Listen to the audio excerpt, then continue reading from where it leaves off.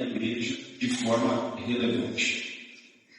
Por exemplo, o Ministério de Cubatão ele possui o núcleo teológico que trabalha com página, não é isso? Quando nós pegamos o material que fala sobre evangelismo, lá no material do embate, a matéria sobre evangelismo trata lá em um dos links sobre o evangelismo específico. Nós não está para evangelizar.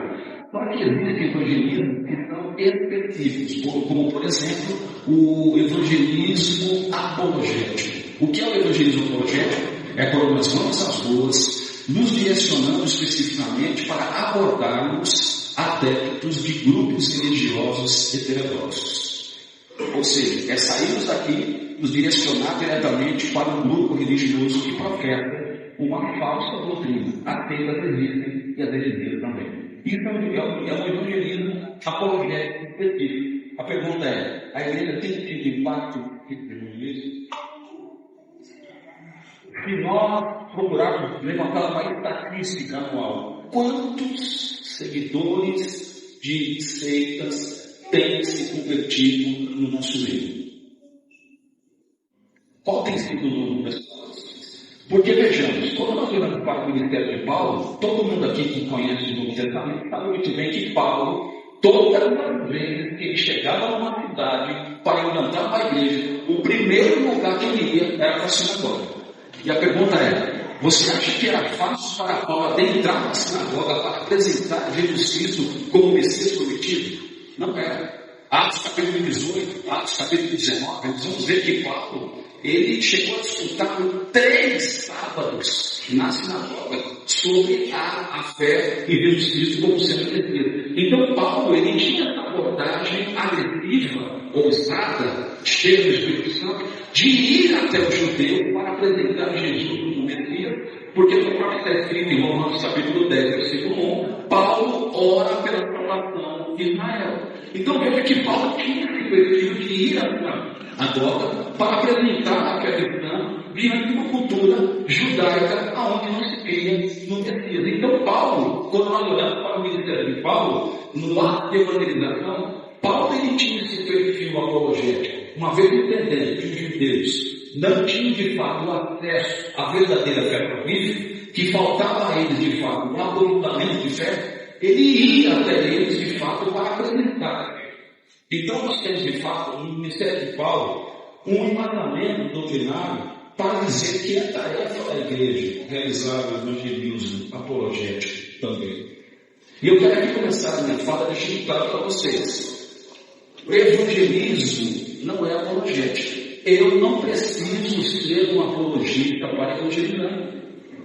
A evangelização nada mais é do que a proclamação da mensagem salvífica. Agora, a apologética é uma ferramenta indispensável para o trabalho de evangelização. Então eu não preciso ser um apologista para fazer o evangelismo. Agora, o preparo apologético vai me ajudar no trabalho de evangelização, no trabalho de moça e de novo. Então, o que eu quero trazer para vocês? Eu quero trazer aqui rapidamente, já que a apologética foi praticada pelo apóstolo Paulo.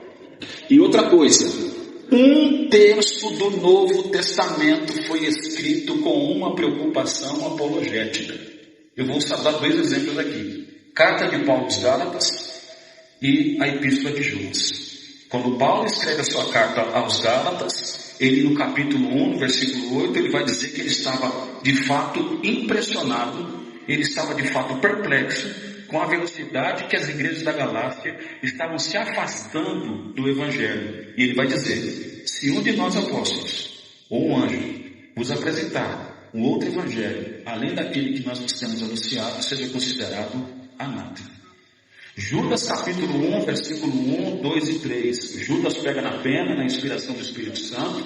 Ele queria tratar de assuntos ligados à soteriologia, mas ele para na direção do Espírito e ele é direcionado a escrever para a igreja, batalhar pela fé que uma vez foi dada aos santos. Então, só para exemplificar, nós temos aqui a Epístola de Judas, nós temos aqui a Carta de Paulo aos Gálatas, trabalhando a ideia de que a sã doutrina precisa ser defendida. A doutrina ela tem que ser proclamada, compreendida obedecida e defendida. No que diz respeito a essa doutrina, eu preciso de fato conhecê-la. E uma vez conhecendo, eu preciso obedecê-la. E uma vez conhecendo e obedecendo, eu preciso proclamá-la. E uma vez conhecendo, obedecendo e proclamando, eu preciso defendê-la. O Novo Testamento é claro. Nós temos uma tarefa apologética para realizar. Então, eu quero aqui trazer um rápido panorama de história, para a gente começar de fato a ter algumas reflexões. Eu falei com a liderança aqui, no final, eu vou abrir para algumas perguntas e respostas, se porventura houver. Amém? Então, nós temos aqui, quando nós falamos da apologética, como uma postura bíblica que precisa ser assumida, ou seja, se a nossa fé é uma fé apostólica, nós precisamos então reproduzir a fé da igreja primitiva, sim ou não? Atos dos Apóstolos é um livro central na teologia pentecostal, sim ou não? A leitura de Lucas e Atos é fundamental para desenvolvermos uma teologia pentecostal totalmente bíblica e cristocêntrica, sim ou não? Nós estamos aqui então para nos encher do Espírito Santo, para receber poder, para darmos continuidade à fé bíblica que nós vemos na igreja primitiva de Atos dos Apóstolos, sim ou não? Muito bem, então a apologética, ela de fato é uma postura que nós vemos na igreja primitiva e ela não para aí. Nós temos 2000 anos de história. Alguém aqui já ouviu falar do período da patrística? O período da patrística é um período que vai aproximadamente do século II, alguns estudiosos dizem até o século VI ou o século IX, mas enfim, a partir da morte dos apóstolos, vieram os pais apostólicos. Quem são eles? Discípulos dos discípulos.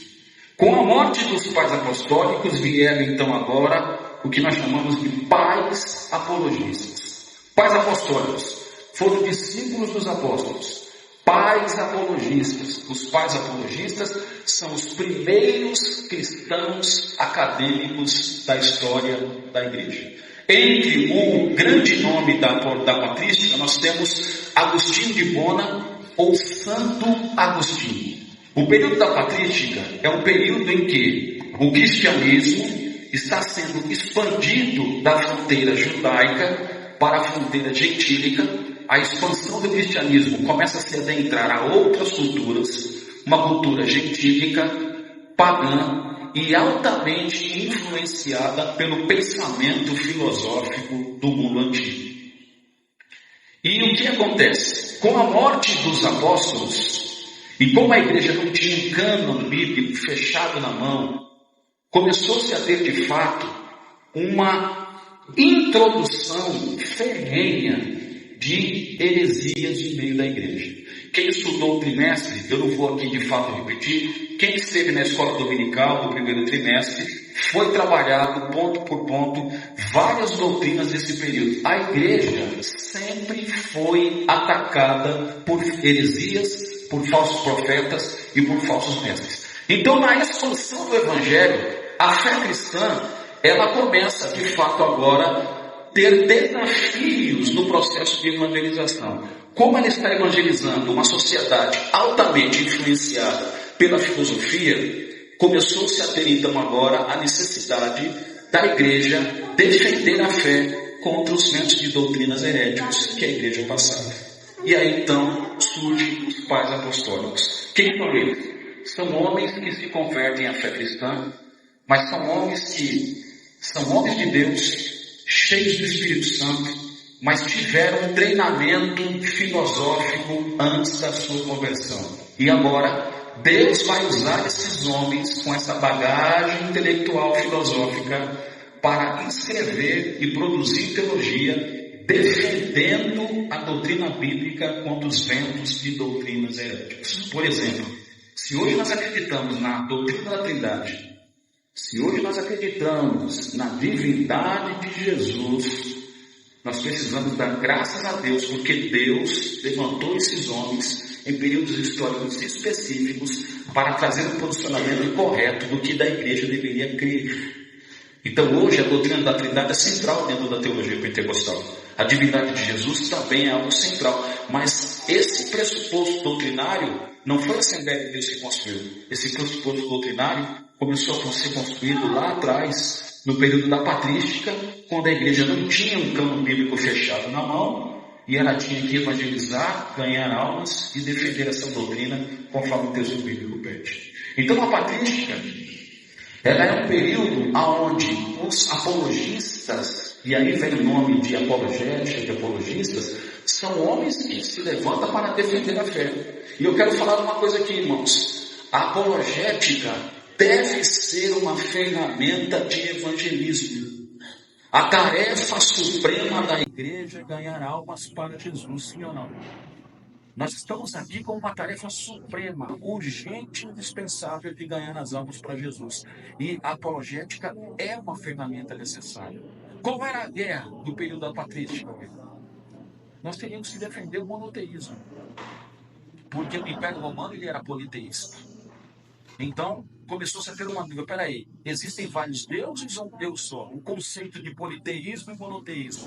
Nós precisamos nos tornar politeísta ou monoteísta. Nós precisamos definir. Ou nós somos politeístas, ou nós somos monoteístas. Os apologistas vão começar a desenvolver toda uma postura apologética para defender o conceito de que a verdadeira fé cristã precisa ser uma fé monoteísta. Outra discussão que se teve. Quem é Jesus? Ele é só homem? Ele é Deus? Ele possui uma natureza? Ele possui duas naturezas? Houve então a necessidade de se trabalhar a cristologia, defendendo então a divindade de Jesus. Uma outra questão que trouxe muita polêmica: a doutrina da ressurreição do corpo. Irmãos, Paulo escreveu em 1 Coríntios, capítulo de número 15.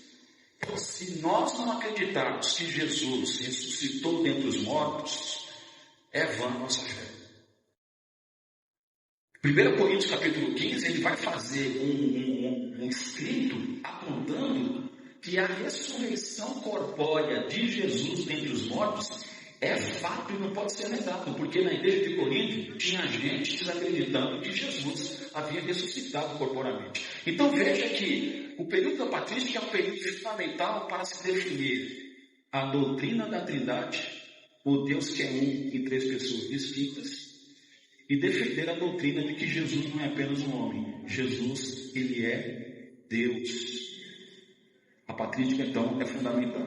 Então, o período da patrística, qual é a contribuição dela para a nossa fé? Primeiro, o período da patrística é um período que serviu para orientar, iluminar e edificar os cristãos no conteúdo da sua fé e na sua vivência. Então, para que apologética? A apologética é para que nós venhamos ser orientados, para que nós possamos ter claramente iluminação daquilo que cremos e para edificar a nossa fé diariamente e na nossa vivência diante de uma sociedade pós-moderna e anticristã. Outra coisa, preparar os obreiros, preparar os fiéis para a obra missionária. Foi falado aqui de Portugal, foi falado aqui de África. Irmãos, eu tenho um amigo em particular, né, que hoje está morando na Europa. A Europa, financeiramente, é muito bom, mas para a fé cristã não é tão bom assim. Morar na Europa para ganhar dinheiro, show de bola. Agora, para vivenciar a fé cristã é um desafio que nós aqui no Brasil nós não temos. A Europa é uma sociedade pós-cristã. Portanto, a pregação do Evangelho lá é bem mais complexa do que aqui. Então, falei para você pode estar indo, receber proposta de trabalho, louvado seja Deus, que Deus te abençoe, que você prospere, mas cuidado com a sua fé e a fé da sua família, porque se você não tomar cuidado, você vai enriquecer, mas vai desviar. Então, é um paradoxo. Porque eu estou no cenário onde eu vou ganhar dinheiro, eu vou prosperar, mas se eu não tomar cuidado, eu desvio. Então, a gente fica no desafio aí, ganhar dinheiro, né? Perde a fé, como é que a gente fica? Então é desafiante. Eu vou para a África. A África, grande parte dela é islâmica. Alguém estaria apto aqui para responder por que eu devo ter na Bíblia e não no Alcorão? Porque o Alcorão é sagrado dentro da fé islâmica. Só que o Alcorão não é Bíblia. Se eu chegar para evangelizar lá, eu preciso estar fundamentado para dizer para a pessoa por que ele deve crer na Bíblia e não no Alcorão. É um embate que o missionário vai ter na sua pregação do evangelho. Se eu chegar para uma sociedade, vamos evangelizar, vamos colocar aqui um bairro. Eu vou sair para evangelizar o bairro aqui. 90% desse bairro pratica islamismo. Eu vou bater na porta dele para falar da Bíblia, de Jesus, do céu e do inferno. Irmãos, eu preciso estar preparado porque eu vou para o embate. Porque ele vê lá o Corão e eu tenho a Bíblia. Alguém está certo, alguém está errado, irmãos. Então nós vamos ter que ter essa habilidade apologética. Outra coisa que o período da patrística serviu para provar que os cristãos não eram anticivis. O fato de não adorar o imperador como Deus gerou uma perseguição dos cristãos da época como inimigos, pessoas que de fato eram perigosas. E os apologistas então se levantaram para defender. Muito embora nós não adoramos o imperador como Deus, nós não somos anticivis. Então veja, a patrística é um período histórico do cristianismo fundamental, onde Deus levanta homens com preparo filosófico, especificamente na filosofia de Platão e do neoplatonismo, para apresentar a coerência da fé cristã em um mundo sem Deus. Só que parou por aí? Não, os apologistas morreram. Nós entramos então no período medieval. O período medieval é um período que vai aproximadamente aí 1000 anos de história. Eu convivi com historiadores, com filósofos, com sociólogos que dizem o seguinte: o período medieval é um período de total obscurantismo, onde não houve produção intelectual nenhuma. Menos. Não é bem assim. Se hoje nós temos as universidades estaduais, federais, privadas, se temos universidades, não foi o islamismo, não foi o judaísmo, nem qualquer outra religião que trouxe isso, foi o cristianismo. E a universidade é o polo do desenvolvimento intelectual da humanidade. Quem contribuiu para o avanço científico, intelectual? O cristianismo. E as universidades surgiram no período medieval. Quem contribuiu? Fomos nós. Então o período medieval não é um período de tão dança às trevas e obscurantismo como estão dizendo aí. É gente que é contra a fé cristã, é gente que não quer reconhecer a contribuição do cristianismo, e aí então se posiciona de uma maneira exagerada, dizendo que tem um período histórico que não houve produtividade nenhuma, porque a sociedade era teocêntrica e a igreja. Não é bem assim. A escolástica, então, é um período que surge nesse período aí da Idade Média, especificamente entre o século IX até aproximadamente ali o século XIV. Quando nós estudamos, então, a história da apologética, você tem o primeiro período, que é a patrística, depois você tem o segundo período, que é o período da escolástica. O período da patrística predomina o pensamento de Platão. O período da escolástica vai prevalecer o pensamento de Aristóteles. Deixa eu dar um adendo aqui. Então nós percebemos que na construção da teologia cristã ao longo da humanidade, a filosofia grega influenciou a construção teológica do cristianismo. Não dá para negar. E o pensamento de Platão e o pensamento de Aristóteles influenciaram a construção teológica da fé cristã. Não dá para se negar isso.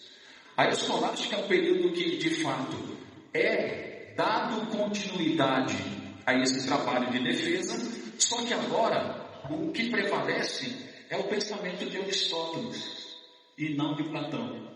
Então, por exemplo, se alguém perguntar aqui, qual é a diferença da Academia de Platão para o Liceu de Aristóteles? A diferença da Academia de Platão para o Liceu de Aristóteles é que a Academia de Platão, a base do ensino era relacionada à questão política, ética e moral. Era uma questão mais abstrata, o mundo das ideias. O Liceu de Aristóteles é uma academia preocupada com o estudo da natureza e da ciência. Portanto, o pensamento aristotélico contribuiu para o desenvolvimento científico da modernidade no início da modernidade. A mente de Aristóteles era uma mente científica. Portanto, Aristóteles, ele, na sua filosofia, contribuiu para o conhecimento científico que nós temos hoje. A escolástica, ela quer agora unir razão e fé. Tem gente que até hoje diz o seguinte: não, para mim ser cristão, e especificamente pentecostal, eu não preciso da razão. Razão e fé não se misturam. Não é bem assim. Somos pentecostais, cremos no sobrenatural, no batismo pelo Espírito Santo, nos dons espirituais, nos dons ministeriais, no sobrenatural, no mover de Deus, mas não é porque eu sou pentecostal que eu não tenho muito sabedoria. Sou pentecostal e a fé pentecostal, a teologia pentecostal tem sim uma carga de racionalidade. Portanto, razão e fé precisam de fato dialogar de uma maneira equilibrada. A escolástica é um período onde também vai haver heresias. Por exemplo, alguém aqui já ouviu falar dos cátaros, o catarismo, os albigenses? Alguém aqui já ouviu falar? Pode ser chamado de cátaros, catarismo ou albigenses. Por quê? Porque esse movimento herético, ele surgiu na França, num lugar chamado Albi. Daí vem o nome albigenses. E qual era o problema sobrenatural? No mover de Deus, mas não é porque eu sou pentecostal que eu não tenho muito sabedoria.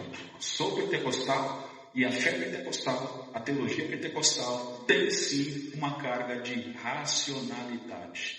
Portanto, razão e fé precisam de fato dialogar de uma maneira equilibrada. A escolástica é um período onde também vai haver heresias. Por exemplo, alguém aqui já ouviu falar dos cátaros, o catarismo, os albigenses?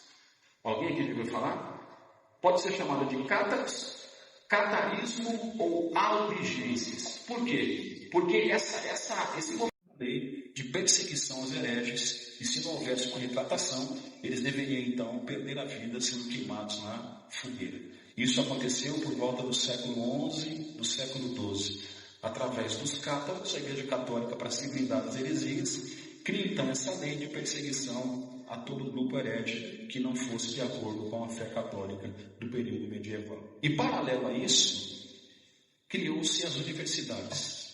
A primeira universidade se chama Faculdade de Bolonha, onde vai se criar o curso de Direito.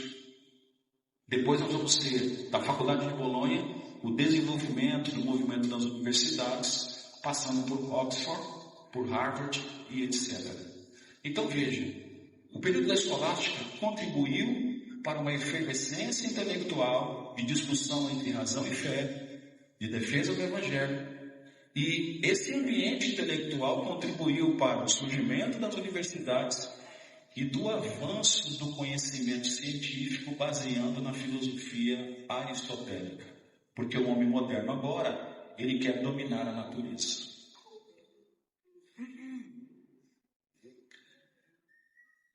Nós somos pentecostais. E a pergunta é, o que tem a ver com o que você está dizendo de patrística, escolástica? Você vai entender daqui a pouco. Aí, quando a gente chega no século XVI, nós vamos ter aquilo que nós chamamos de reforma protestante ou o protestantismo. Irmãos, é necessário dizer uma coisa aqui. O movimento pentecostal tem uma ligação com a reforma protestante. Eu já vi pregadores renomados, dizer que o pentecostalismo não tem nenhuma ligação com a reforma protestante. Isso não é verdade. Há uma ligação. Por exemplo, se nós aqui nessa manhã acreditamos que a Bíblia ela é a única regra de fé e prática, que ela é inerrante, que ela é infalível e que ela foi um produto de inspiração plenária e verbal, irmãos, esse conceito bibliológico foi herdado da reforma protestante. Foram os protestantes, os reformadores, que construíram esse legado da bibliologia para nós. Como é que vai dizer que o movimento pentecostal não tem nada a ver com a reforma protestante? Mas a pergunta é, a apologética parou com a patrística escolástica? Não. A apologética ela vem atravessando ao longo dos séculos. Patrística, escolástica. E quando a gente entra dentro da reforma protestante, vai acontecer algo que é muito diferente. Alguém aqui já ouviu falar da teologia liberal? Alguém aqui já ouviu falar da teologia liberal? Liberalismo teológico? Dá para explicar os estudos do racional, da ciência. E com isso, acho que não me engano, começaram a colocar mais a ciência do que a palavra de Deus e começaram a colocar a ciência como uma razão no lugar da fé. Aí começou a ter muitas disputas, no caso, às vezes eles são tão liberais, mas tão liberais às ciências, que eles pararam de acreditar em muitas coisas que a Bíblia fala. Exatamente. A teologia liberal é fruto da sociedade moderna que é totalmente fundamentada na razão e na ciência. O que é teologia liberal? A teologia liberal é o exercício onde os pensadores da modernidade querem de fato olhar para a Bíblia e manusear a Bíblia baseando-se tão somente na razão. Portanto, a sociedade moderna ela é totalmente antissobrenatural, absolutamente racional e científica. E aí, quando traz isso para dentro do Evangelho, da teologia, e começa a ler a Bíblia apenas dentro de uma ótica racional, negando o sobrenatural, surge então aquilo que nós chamamos de teologia liberal. Então, por exemplo, para um liberal, Jesus não nasceu de virgem nenhuma. Para o liberal, o mar vermelho não se abriu. Para o liberal, meu Deus, o corvo não deu comida para Elias. Para o liberal, Jonas não foi varar no ventre da baleia. Então, todo o aspecto sobrenatural que a Bíblia diz, o liberal ele rejeita. E aí vai surgir dois nomes que precisa ser aprofundado o conceito: Rudolf Bultmann e Karl Barth. Rudolf Bultmann e Karl Barth, percebam, são alemães. A reforma protestante se deu na Alemanha. A Alemanha é o berço da reforma protestante. Alemanha, Inglaterra e Estados Unidos. Bultmann e Barth são alemães. A Europa foi varrida à fé cristã. O liberalismo teológico, através desses pensadores, começaram então agora a propor uma leitura da Bíblia totalmente contrária àquilo que foi proposto na reforma protestante. Eles começam a desconstruir o pressuposto do só das Escrituras. Então, o Bultmann, ele vai dizer então, para resumir, que a Bíblia, ela contém a palavra de Deus. Ela não é. Por que contém? Porque a Bíblia está cheia de mito. E já que a Bíblia está cheia de mito, então eu preciso tirar o mito da Bíblia para me achar alguma coisa que seja a palavra de Deus. Então a Bíblia contém, ela não é. Aí vem o Karl Barth. O Karl Barth diz: o Bultmann, não é bem assim. Você não pode dizer que a Bíblia contém a palavra de Deus. Não. A Bíblia, ela torna-se a palavra de Deus a partir do momento que o leitor, ao ler o texto, consegue ter uma experiência com Deus. E essa ideia de Barth de dizer que a Bíblia torna-se a palavra de Deus a partir do momento que quem a lê tem uma experiência de individual com Deus, deu aquilo que nós chamamos de relativismo hermenêutico. Todo mundo tem uma tradução na mão, todo mundo pode abrir agora, ler, entender do seu jeito e pregar que vai dar tudo certo. A pergunta que eu faço é certo isso? Quem nos usa é o Espírito Santo, sim ou não? Quem nos capacita é o Espírito Santo, sim ou não? Mas a minha tratativa com o texto bíblico tem que ser essa. Então eu vou abrir, o Espírito Santo vai me dar, e você vai abrir, o Espírito Santo vai te dar, porque é o Espírito Santo que para sobre a igreja capacita, e portanto qualquer leitura que eu e você chegar à conclusão, isso é bíblico e doutrinário. É assim? Só que essa teologia liberal vai trazer esse relativismo hermenêutico, ou seja, o leitor se torna senhor do texto. E o leitor não pode ser senhor do texto. A Bíblia precisa ser manuseada corretamente. Eu estava no culto com o pastor Alex ontem.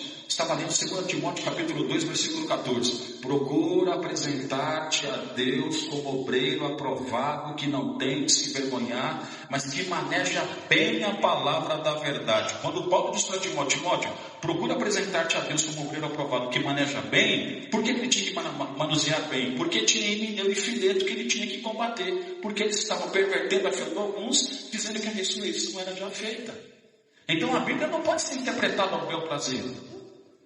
O liberalismo teológico, então, o que ele faz?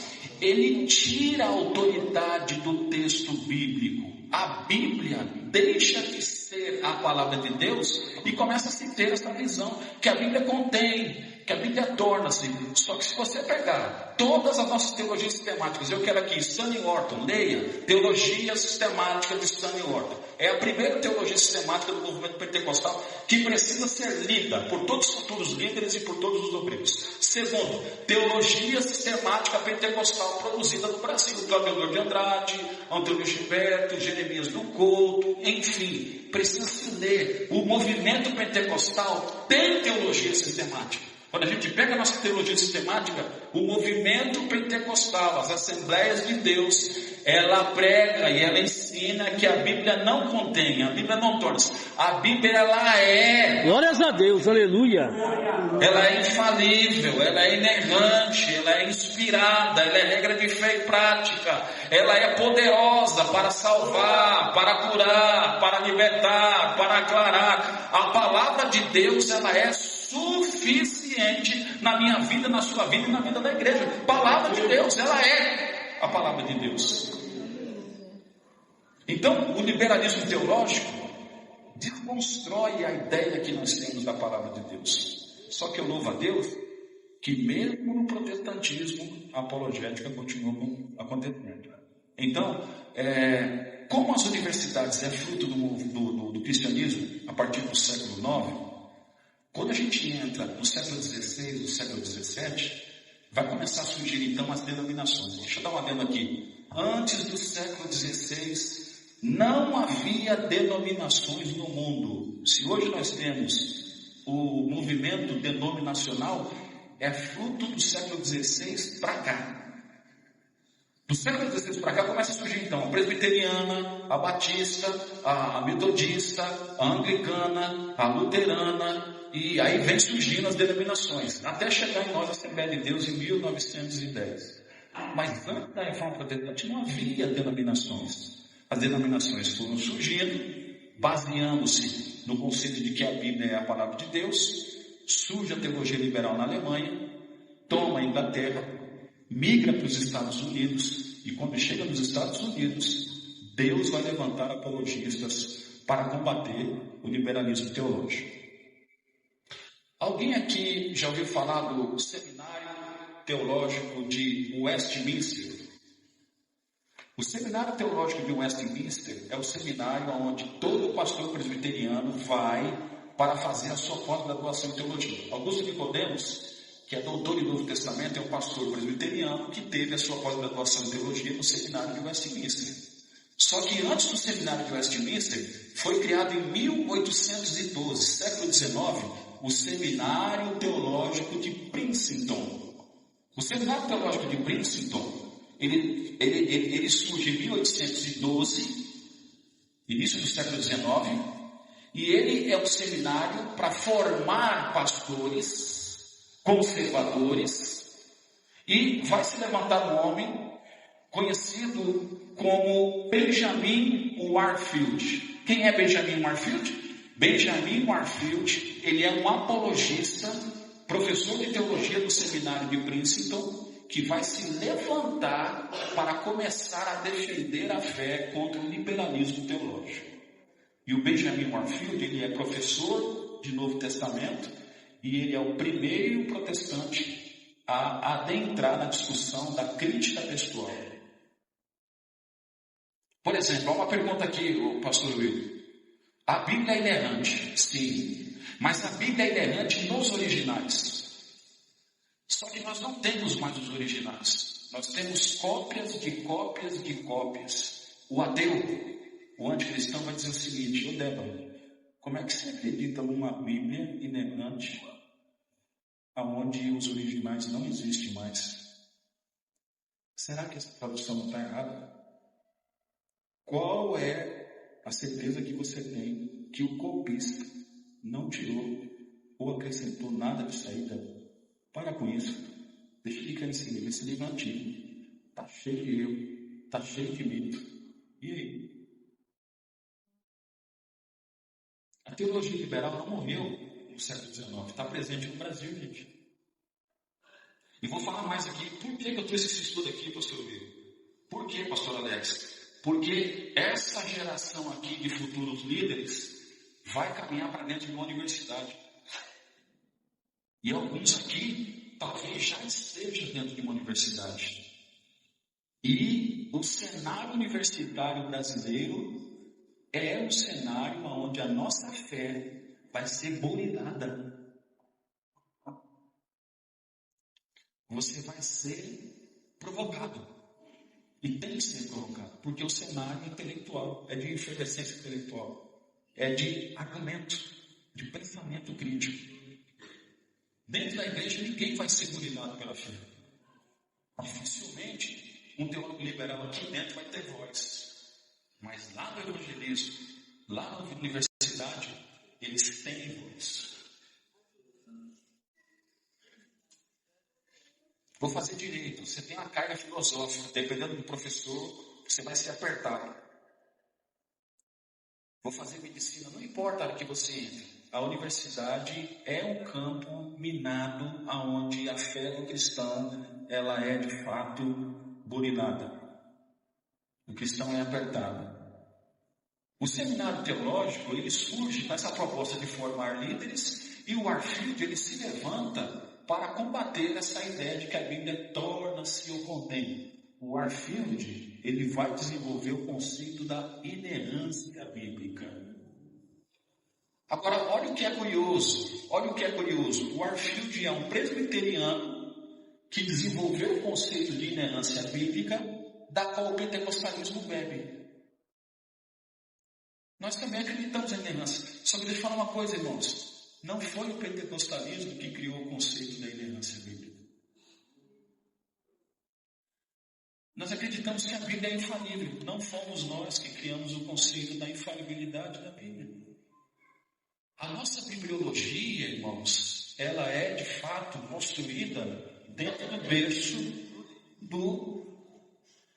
dos reformados. E vale salientar aqui, pastor Luiz, o seminário de Princeton é de teologia reformada calvinista sensacionista. O Warfield, muito embora contribuiu para o desenvolvimento da crítica textual, mas ele é sensacionista. Então nós temos que burilar esse estudo. O Warfield contribuiu até o momento da bibliologia, dentro de dons espirituais da pneumatologia. Eu já não dialogo com ele, dialogo na questão da bibliologia. Mas o Warfield é um apologista, sim, defendendo a Bíblia como sendo a palavra de Deus. E aí surgiu o seminário de Princeton. Ele foi conservador até 1920. Em 1920, o liberalismo teológico tomou Princeton. O que eles fizeram? Esses professores saíram desse seminário que se tornou liberal e fundaram o seminário de Westminster. Só que quando eu falo de 1920, pessoal, 1920, o movimento pentecostal está sendo expandido no Brasil através de Daniel Berg, Gunnar Wink, Samuel Nissen.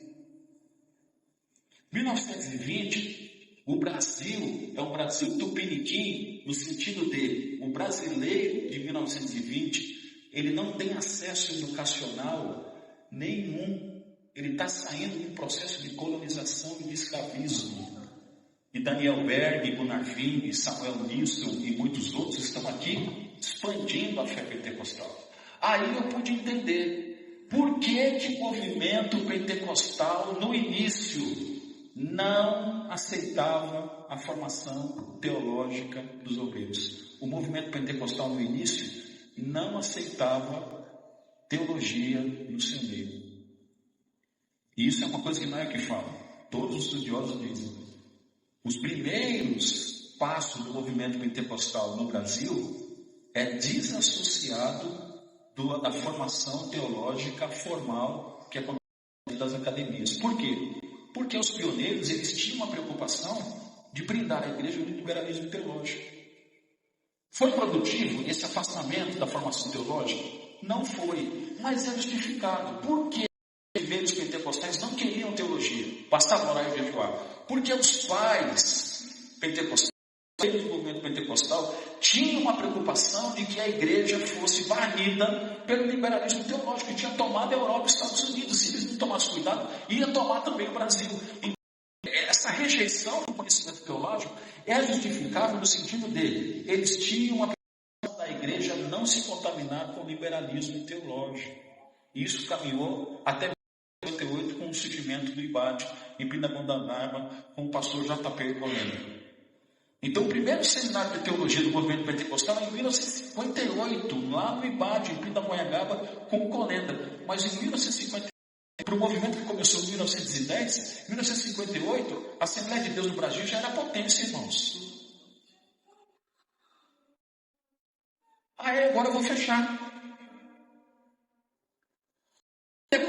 E apologética.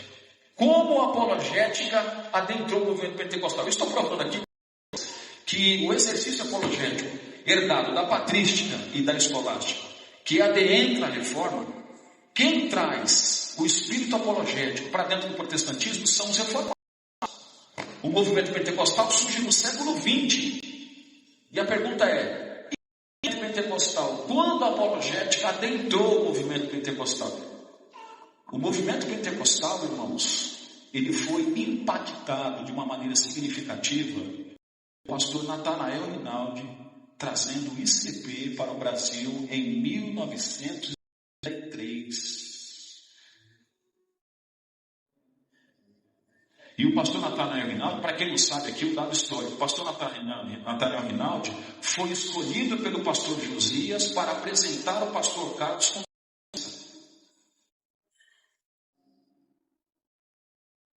pastor Natanael Rinaldi é o pastor Josias. O ICP surgiu nos Estados Unidos, 1960. Martin. O pastor Natanael Rinaldi foi até lá e trouxe no Brasil em 1983 o ICP, Instituto Cristão de Pesquisa. E aí então a apologética vem para dentro do movimento pentecostal. 83, 42 anos. Né? O pastor Natanael Rinaldi deu palestras de apologética na época na gestão do pastor Josias, que eu me lembro que o meu sogro ia para lá. Desdobramento. Mas veja, a apologética entre o movimento pentecostal brasileiro na década de 83. Agora eu quero fazer uma pergunta. Qual é a pergunta que eu faço? O pastor Natanael Rinaldi, sem sombra de dúvida, ele é o pai da apologética do Brasil. Ninguém discute. Natanael Rinaldi. Aí nós temos o pastor Paulo Romero, da Igreja Cristã da Trindade de Jabaquara, que era assembleano e abriu agora a Igreja Cristã da Trindade. Paulo Romero era assembleano. Então nós temos Natanael Rinaldi, nós temos Paulo Romero, depois nós temos o pastor Ezequias Soares, que é desse período.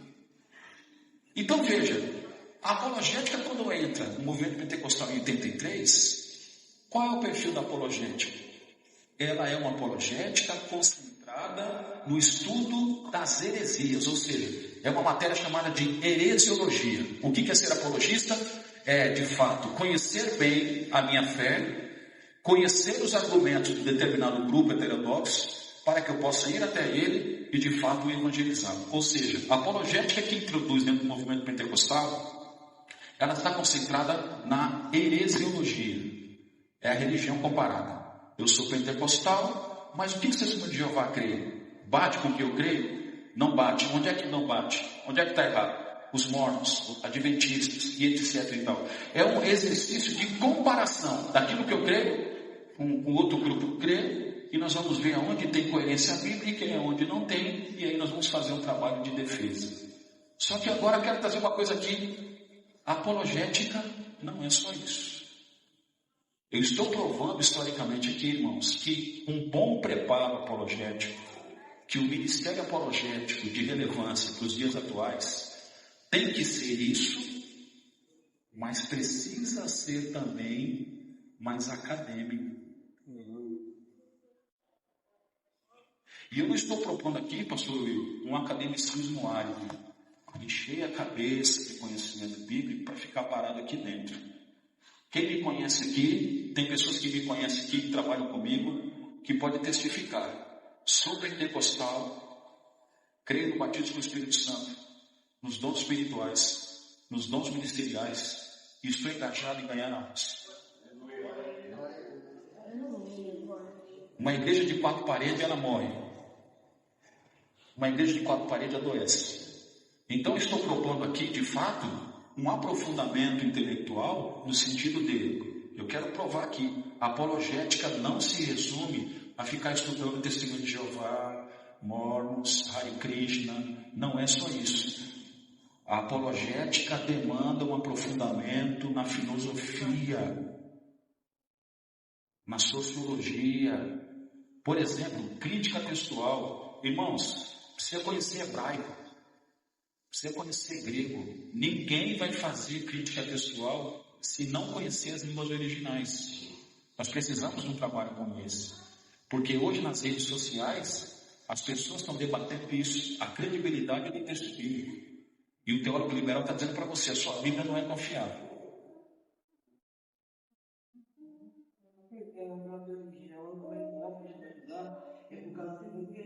Os originais, primeiros livros, a gente tem várias traduções, várias, e todas são claras.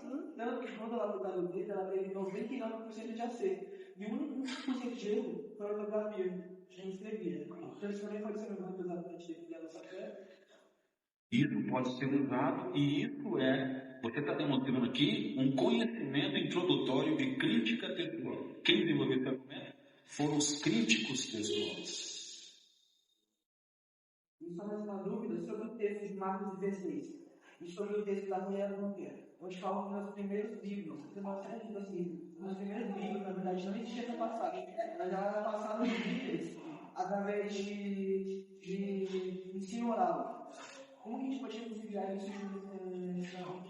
Só segura, tá? Para me concluir aqui, segura. O pastor viu quantos minutos eu tenho, pastor? Meia hora? Tá bom. Tá bom. Segura aqui. Como é que você chama, meu irmão? Tiago, segura aqui, tá? Então, olha só, irmãos. O ICP 83, pastor Nathanael Rinaldi, movimento pentecostal brasileiro agora, então, começa a ter esse contato com a apologética, estudando sobre os grupos religiosos heterodoxos. Legal. Só que tem um porém. Eu peguei o dicionário do movimento pentecostal e eu comecei a estudar lá. O que rege lá no documento da dicionário do movimento pentecostal? O conhecimento apologético dentro do movimento pentecostal brasileiro. Não, eu peguei o dicionário do movimento pentecostal, do professor Israel de Araújo.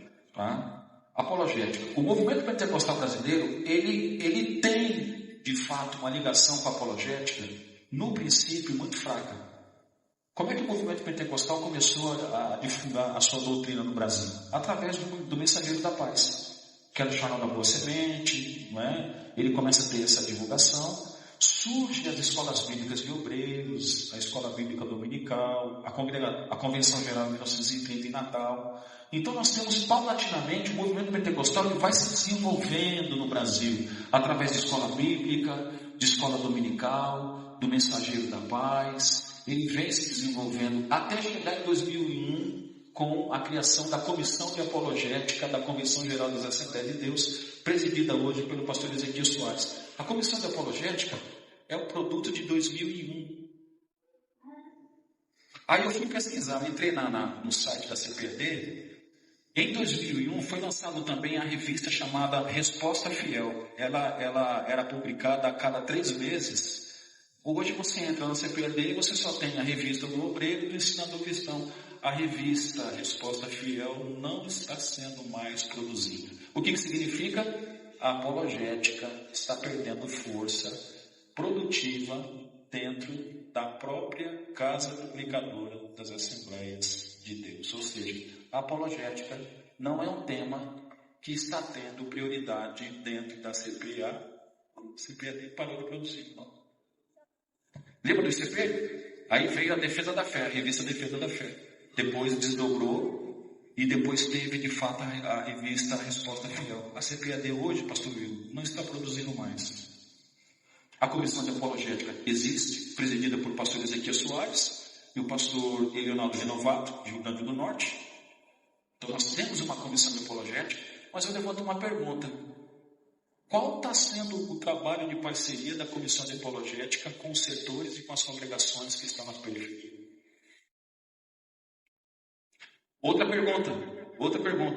O trabalho que o pastor Natanael Rinaldi implantou com esse evangelismo apologético, de ir até os grupos sectários para evangelizar, qual é a continuidade que se teve? Quem está indo aos testemunhos de Jeová para evangelizar? Quem está indo aos mortos?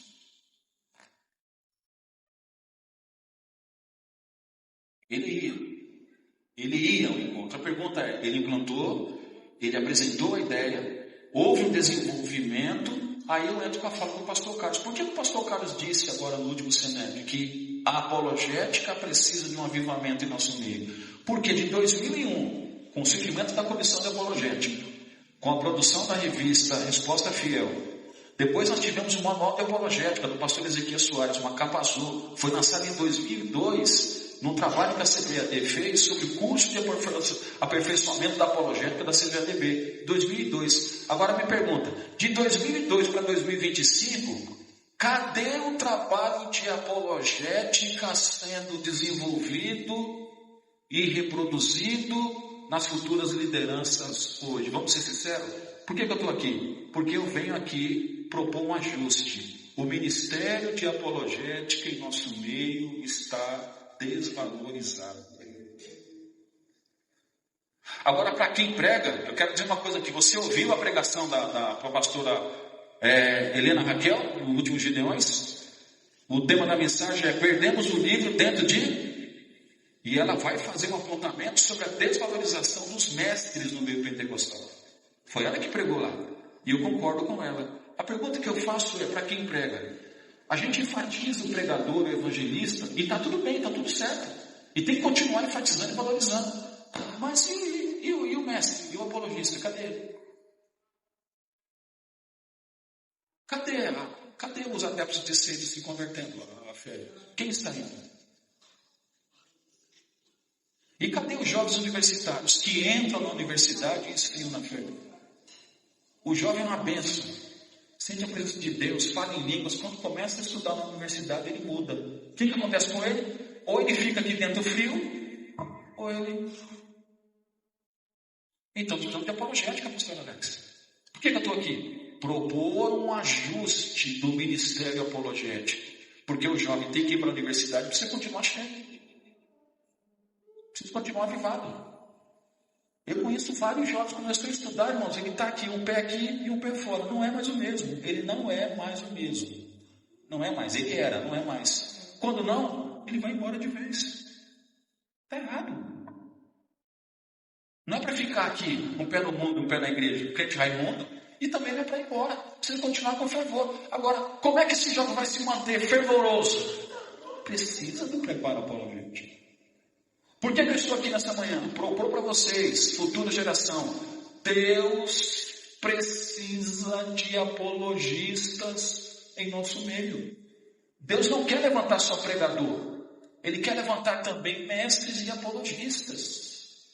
A apologética precisa voltar a ser uma... E aí o pastor Carlos falou lá, os pastores precisam dialogar dentro dos seus setores e congregações para que possa dar espaço à apologética em nosso meio. Irmãos, não é todo mundo que vai ser um apologista em nosso meio. Não é. É um dom ministerial. De Efésios capítulo 4, versículo 11. A pergunta é, todo mundo aqui agora vai ter que ser apologista? Não. Eu comecei lá no início. Eu não preciso da apologética para evangelizar. Não preciso. Eu só preciso de comunhão com o Espírito Santo. Agora, a apologética é uma ferramenta, irmãos. A apologética é uma ferramenta que vai me auxiliar nesse trabalho. Eu vou fazer com mais relevância, com mais agressividade, com mais penetração. É isso que eu quero propor. Vai ser todo mundo apologista? Não, mas a igreja precisa de apologista, irmãos. É todo mundo que vai dominar hebraico, vai dominar grego? Não, mas nós precisamos de pessoas que conheçam de fato o hebraico e o grego. Não é ficar citando em pregação aqui o grego e o hebraico, ele cita aqui, mas ele não conhece, ele não é fluente. Ele não sabe ler, escrever e ler, ele não sabe, ele está citando. Então a gente temos que aprofundar isso, irmãos. Isso é vocês. Através de vocês, o ministério apologético tem que estar na igreja. Oxalá que em cada congregação tivesse um apologista para sanar as dúvidas que todos nós temos. Aí eu fiz uma pesquisa de campo. Qual é a gravidade do movimento pentecostal hoje? Eu fiz uma pesquisa dentro de um setor do Ministério de Belém. Não vou falar aqui. Ministério do Belém, aqui na Grande São Paulo. 36 congregações. Um setor com 36 congregações. A EBD é fraca. Tinha congregação que não tinha mais escola bíblica. Tinha congregação que não tinha mais escola bíblica. Aí eu fui na sede, fui nas congregações, fraca, pessoas despreparadas lecionando, lendo revista. Tópico 1, tópico 2, Eu não preciso de ir para uma EBD para você ler a revista para mim, eu sei ler. Você não precisa ir numa IBD para me ler a revista para você. Você sabe ler. Isso não é aula.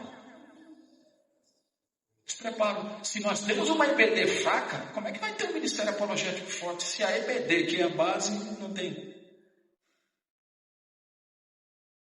Como é que você vai ser apologista se você nem lê a revista de escola dominical? Você acha que você vai dominar hebraico, grego, filosofia, sociologia? Você não vai, se você mal lê a revista de escola dominical. Então qual é a proposta? Não dá. Nós precisamos resgatar. O movimento pentecostal, ele é um movimento evangelístico, missionário e, portanto, apologética é uma ferramenta indispensável. E Deus precisa levantar apologistas. Então essa é a minha proposta, de dizer aqui que o movimento pentecostal precisa desse ajuste. Nós precisamos orar para que Deus levante apologistas, para que Deus levante de fato pessoas habilitadas para desenvolver o ministério de ensino, e dizer que a apologética, ela é importante sim, e vai nos auxiliar com grande impacto na proclamação do Evangelho. Nós precisamos de fato desenvolver isso. E eu estou falando aqui com futuros líderes. A minha oração é que do meio de vocês, Deus na sua soberania, levante alguns para esse ministério tão urgente, tão importante, de edificação da fé dos salvos e de defesa da fé contra as heresias e aqueles que de fato querem deturpar a fé do Evangelho. Amém? Eu posso só responder? Quanto tempo você me dá, pastor? 10 minutos. Tá. Tiago, vamos na sua resposta então, Tiago.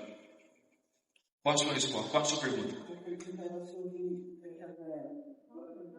Falando sobre a Deus, vamos falar, só que a gente ainda tem as cópias originais. E por causa da grande nudez, tem pequeno número diferente, o máximo da pornografia, a gente fala que é impossível enxergar nenhuma coisa. Matematicamente impossível.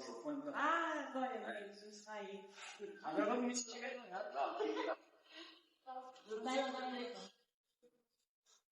Se enquanto o irmão pegou o celular, já fiquei envergonhado, imaginava no microfone. Tá bom. Por causa que é um argumento que os ateus eles vão trazer, que eu já vi várias vezes, vai ser sobre, cara, por que você vai confiar num livro que foi escrito por homens e que foi traduzido várias vezes com intenção própria?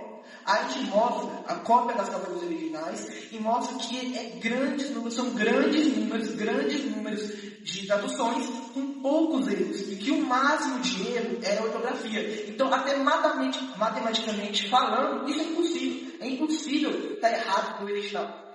Agora a gente também tem o argumento dele, que é um argumento muito usado pelos ateus e também muito usado pelos católicos para falar sobre a tradição católica, que é sobre os livros da mulher adúltera, que acho que se encontra em João, acho que é João 8, não, eu posso ter errado, em Marcos 16, por causa que eles falam que nos textos originais, na verdade, não existiam essas passagens.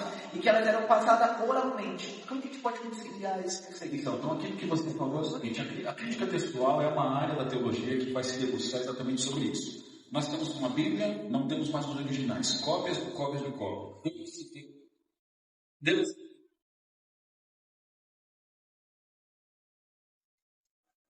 Teve que se ter, então, a questão da crítica textual. Então, o crítico textual exatamente é essa pessoa que vai se debruçar sobre essas cópias. Falando do Novo Testamento, que é a minha área. Novo Testamento, 5.800 manuscritos espalhados pelo mundo. 5.800 manuscritos. São várias famílias de manuscritos. Quando você fala de 5.800 manuscritos, papiros e pergaminhos, você tem famílias. Porque o Evangelho, os códices, eles estão em latim, estão em grego, então você tem a família latina, a família grega. Então, quando nós pegamos toda essa produção de cópias, 5.800 aproximadamente, nós temos papiros mais antigos, que são aproximadamente 200 anos depois da morte dos apóstolos. O Novo Testamento é o documento mais bem documentado da antiguidade. De fato, de uma cópia para outra não existe uma cópia idêntica à outra. Por quê? Porque houve as variantes textuais. O que são variantes textuais? Variantes textuais, de fato, foram erros que os copistas fizeram no processo de copiar. Mas esses erros dos copistas são erros que não adulteraram o conteúdo doutrinário da nossa fé. Portanto, nós temos aí 99% de credibilidade do texto bíblico, 1% das variantes textuais, mas quando nós analisamos de fato os manuscritos mais antigos, a coerência do conteúdo está em todos eles, tá certo? Então nós temos a palavra de Deus na nossa mão, as variantes textuais aconteceram. E essas passagens que você citou, elas não estão em algumas famílias de manuscritos, mas estão em outras famílias de manuscritos. Tá certo? Então, é um outro assunto para se aprofundar, mas de fato essas passagens, não é que elas não existem, elas não existem em alguns papiros que pertencem a uma família, mas eles estão de fato em outra família, que dentro da crítica textual também tem o seu valor. Então isso não tira a autoridade da Bíblia, muito embora não temos os originais, temos cópias e traduções, mas o que temos em mão é de fato a palavra de Deus de uma maneira confiável até o presente momento. É o que nós temos para dizer. Tá bom, Tiago? Respondi?